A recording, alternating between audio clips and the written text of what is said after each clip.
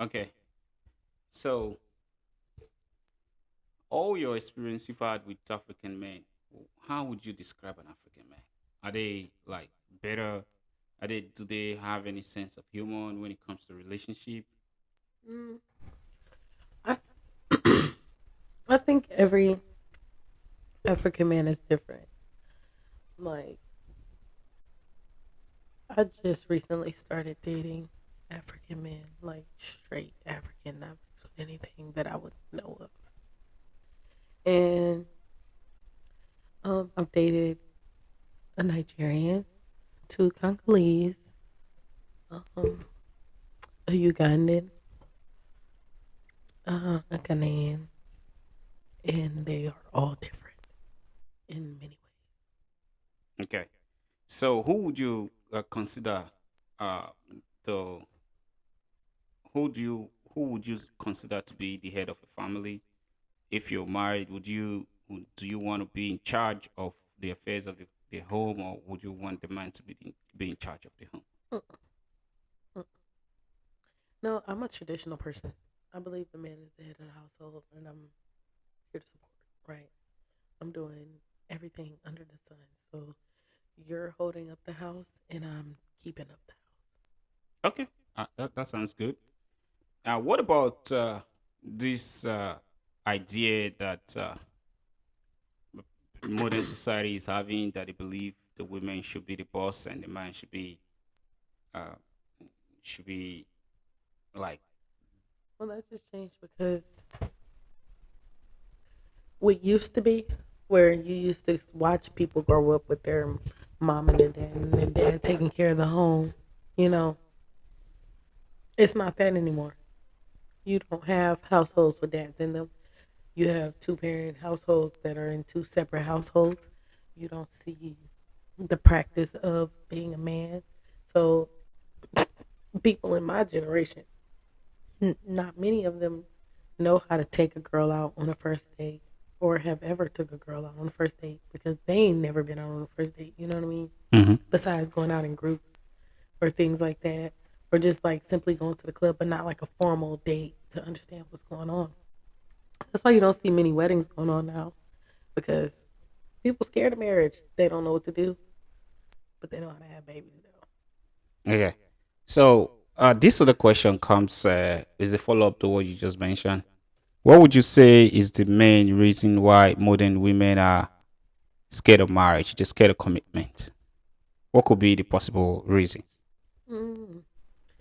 We were talking earlier about being closed minded and when it comes to certain things because of past experiences. A past experience can really stop you from doing a lot of things. It makes you scared of the future because there's some people out there to be like, oh, I was just rejected from a job, right? Hmm. That there's whatever passion that they indulge in, you know, Hmm. and it stopped them from continuing to go forward into their passion because they got that one no. You know what I mean?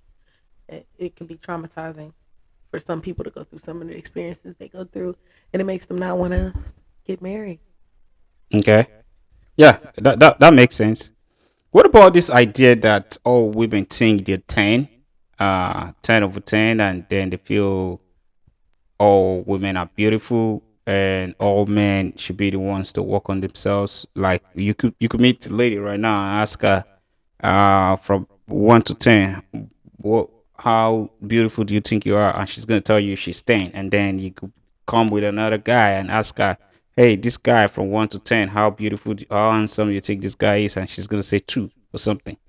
Do you think every woman are actually very beautiful, or do we actually face reality and tell ourselves the truth rather than just like lying to ourselves? Mm-mm, mm-mm. People can sit up there and lie to themselves. I do not believe everybody's beautiful. Yeah. Okay. The term looks can be deceiving Mm-hmm. is broad because whether you're beautiful to the eye or not, if you're ugly, you're ugly. Whether you Okay. have a beautiful, even if you have a beautiful spirit, Mm-hmm. that does not make you attractive. That's true. That doesn't make you a beautiful woman just because you have a beautiful spirit. It makes you attractive in a sense, Mm-hmm. but as far as physical, it doesn't even cross paths because if somebody is physically judging you on features, only judging you on features, you're ugly. That's There's true. Okay. there's no other way around it. That makes a lot of sense. So, like you said, this is kind of a follow up to that what you just said. Because if all you judge a woman about or a guy about is just the physical appearance, it means the person is ugly. Because if that's all they have, right? Correct. Um, no, it wouldn't be all that a person has because looks is not all anybody has, Okay. right? Because there's women. I'm not even being funny, but look at Michelle Obama, Okay. right? Mm-hmm. To the average American, Michelle Obama is not an attractive woman. Mm. Black women will back it up and be like, she's a beautiful woman, right? Mm.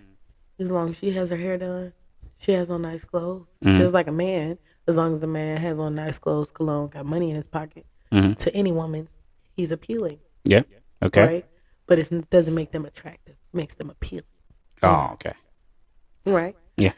But you can be like Whoopi Goldberg. Whoopi Goldberg to Mhm. everybody Mhm. is stereotypically ugly. Yeah. Whoopi Goldberg to me has never been ugly. But like to the rest of the world, she is. But she's been married. She has kids, Okay. you know. Mhm. So just because to the common eye it's not attractive, that doesn't make you an ugly person because we all fine as hell to somebody, right? You Yep. know? But for me, Okay. I'm a looker. Like I'm a person that I don't define looks because I've dated ugly men, Okay. right? Mhm. But I give a fuck about looks. Like even though I dated ugly men, soon as they piss me off, they was an ugly motherfucker. Okay. I understand. I understand absolutely. So another thing is, uh, people feel because this not, does not just go with only ladies. You know, there are a lot of people who feel because they're handsome or they're beautiful that all things go. They feel, do women actually think all they need to get a man is just the looks, or that's just for certain people? Certain people just think like that. Do all women think all they need to get a man is just looks that they need? They don't need anything else. There's some women out there that think that that's all they need because think about it like this: like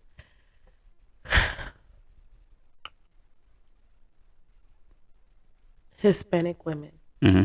are taught to, as young women, Mm-hmm. how to be sexy, appealing, how to please men. You Mm-hmm. know what I mean?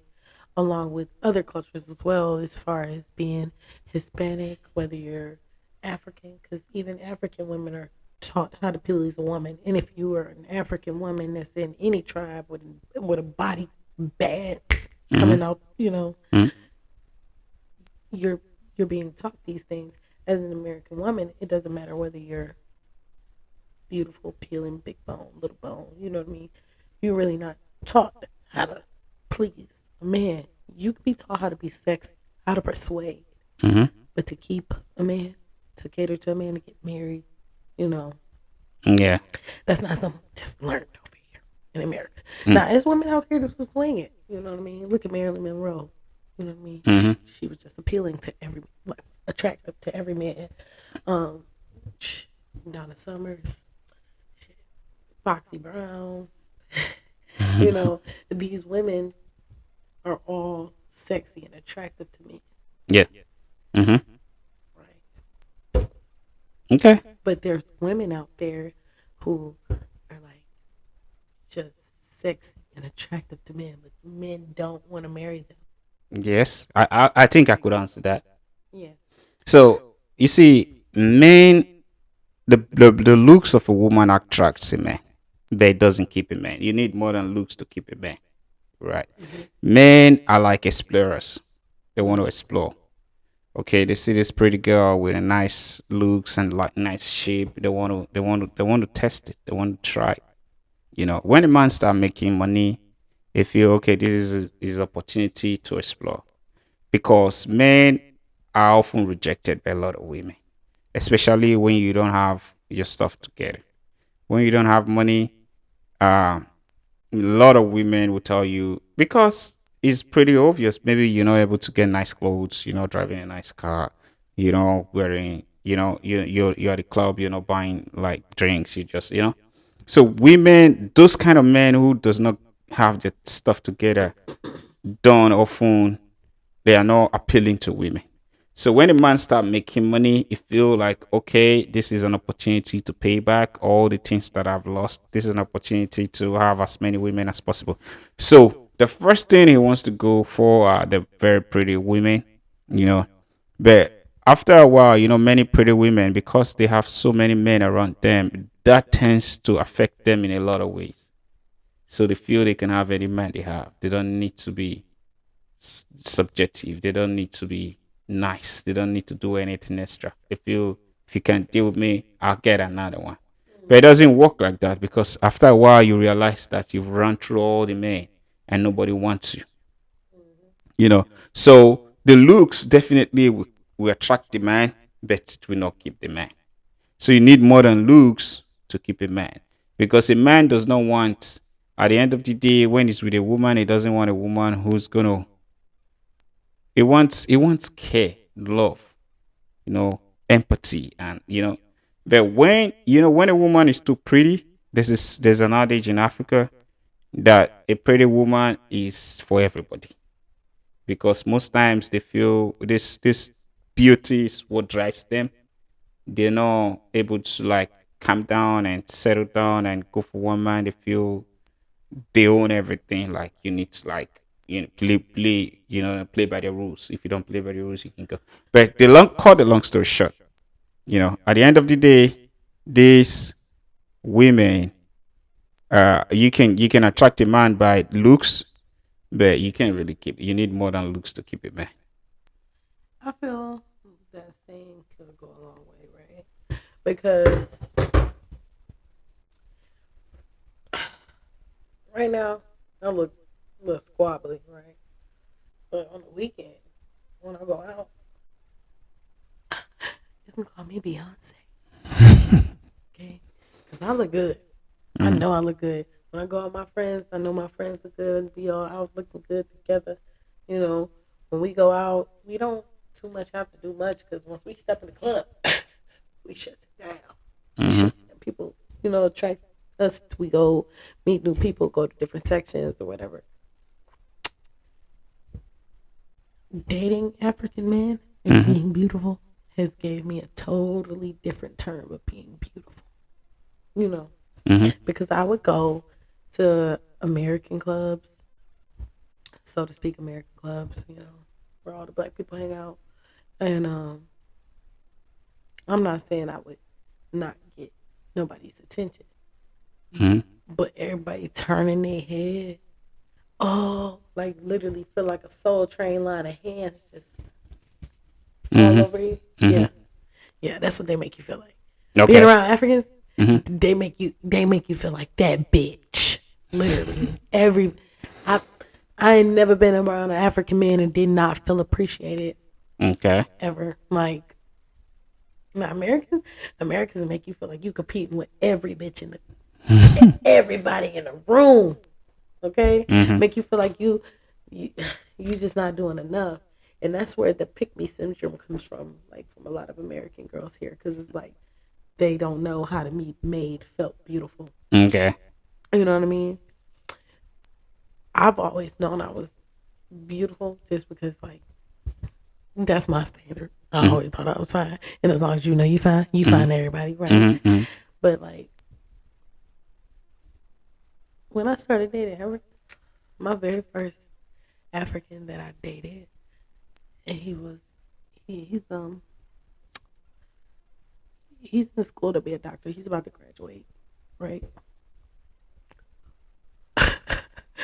I went out to this one bar. We didn't even know it was an Africa bar. It was me and my homegirl. And it was like earlier this year because I just started dating Africans this year. Earlier this year, we go to this bar and we walked in there. We thought we was average that night. We thought we we did not put no clothes on for real. You know, we was cute. We came out dressed up with makeup, but like it wasn't like our best. We went in there. Everybody in the club was trying to talk. Every time we went to the bathroom, every time we went to the bar, they was just on us. I'm like, girl, what? Do we got the sauce tonight? Say, what the fuck? What the perfume you spray on me? Cause you got them. Cause I had my homegirl perfume on. I'm like, girl, whatever you sprayed on me, it got us. We got the niggas. We got the niggas. They own us. What? Okay, girl. And I had seen him, and he was just like staring at me from across the room, and I was staring at him, and I was like, he kind of cute or whatever. And I went to the bathroom. When I came back, he was in the section that I was in, and he was talking in between me and this person. And we just ended up talking from that point on. Like, we went everywhere. Like, we was out to 8 o'clock in the morning that night. The next morning, we went to his house. We didn't even go to sleep. We just kept drinking. I ended up going home later the afternoon, came back out that night, went out again. Every weekend we going out. I'm like, what the fuck? We in sections. They throwing bottles. We having fun.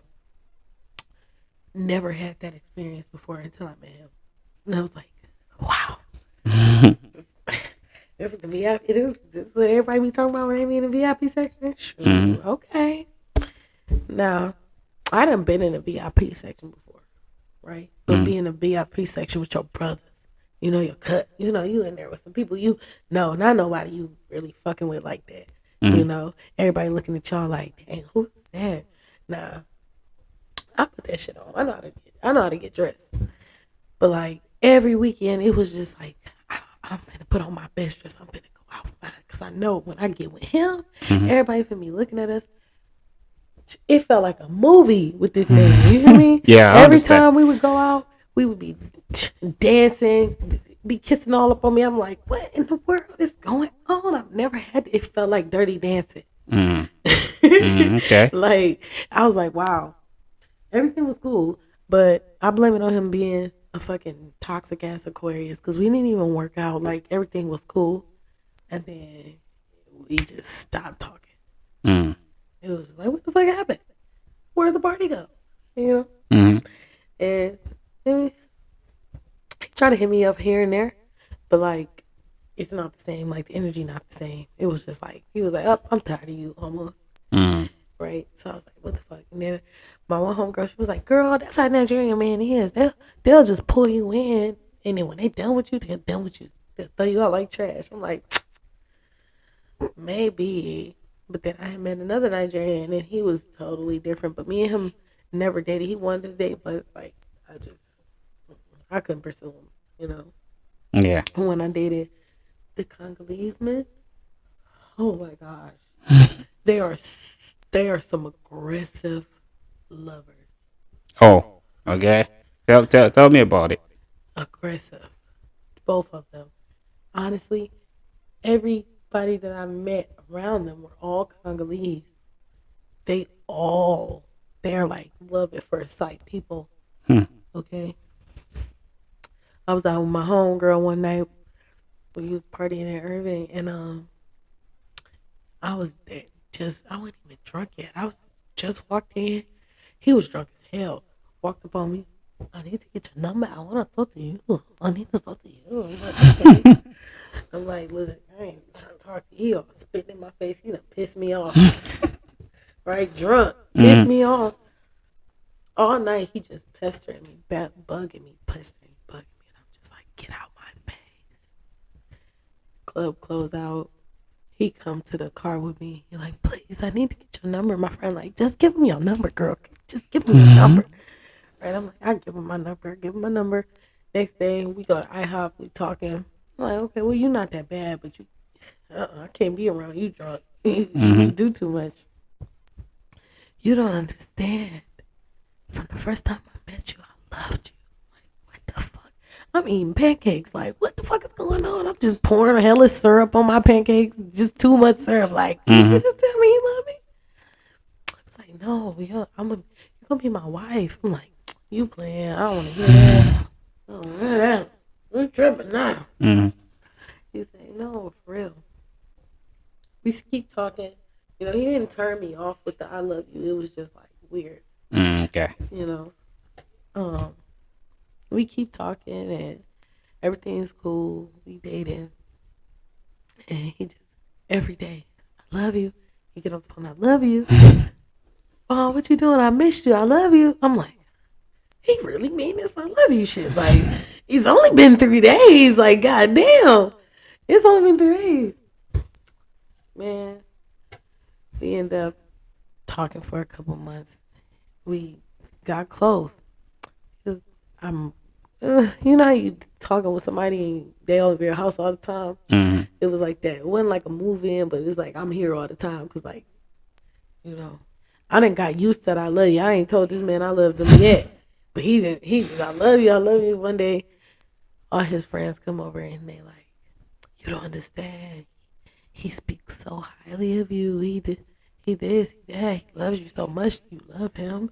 You here with him every day. Do you really love him?" I'm like, "Is y'all pressure me into telling me all that I love this man?" Mm-hmm.